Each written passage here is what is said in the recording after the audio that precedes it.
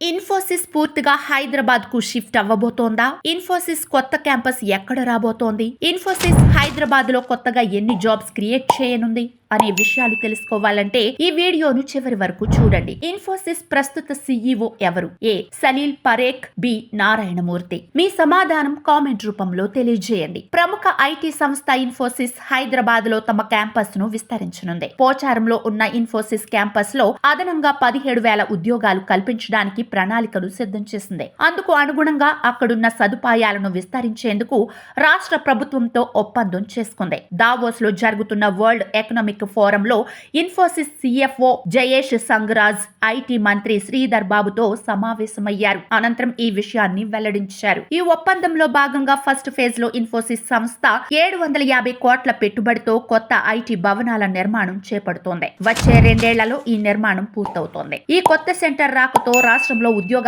అవకాశాలు మరిన్ని పెరగనున్నాయి. ఈ నిర్ణయంతో రాష్ట్ర ఆదాయం పెరగడంతో పాటు తెలంగాణ ప్రతిష్టను మరింత పెంచనుంది. ఇప్పటికే హైదరాబాద్ లోని ఇన్ఫోసిస్ కంపెనీలో దాదాపు 35,000 మంది ఉద్యోగులు ఉన్నారు. తెలంగాణ ప్రభుత్వంలో భాగస్వామ్యం చేసుకోవడంతో కొత్త ఆవిష్కరణలకు ఇన్ఫోసిస్ తన వంతు ప్రయత్నం చేస్తూ ఇప్పుడున్న ఐటీ సెక్టర్ మరింత బలోపేతం అవుతుందని జయేష్ సంగరాజ్ అన్నారు. రాష్ట్ర ఆర్థిక వ్యవస్థను బలోపేతం చేసే లక్ష్యంతో అన్ని రంగాలలోని ప్రముఖ సంస్థలు, పారిశ్రామిక దిగ్గజాలకు ప్రభుత్వం తగిన ప్రోత్సాహం ఇస్తుందని మంత్రి శ్రీధర్ బాబు స్పష్టం చేశారు. ఇన్ఫోసిస్ సంస్థ ఐటీ కన్సల్టింగ్ మరియు అవుట్ సోర్స్ విభాగాల్లో సేవలు అందిస్తూ ప్రపంచవ్యాప్తంగా 50కి పైగా దేశాల్లో 3,35,000 మంది ఉద్యోగుల ద్వారా ఈ సేవలు అందిస్తోంది. 2000 సంవత్సరంలో హైదరాబాద్ క్యాంపస్ లో కేవలం 50 మంది ఉద్యోగులతో ప్రారంభమైన ఈ సంస్థకు ప్రస్తుతం హైదరాబాద్ లో 35,000కు పైగా ఉద్యోగులు ఉన్నారు.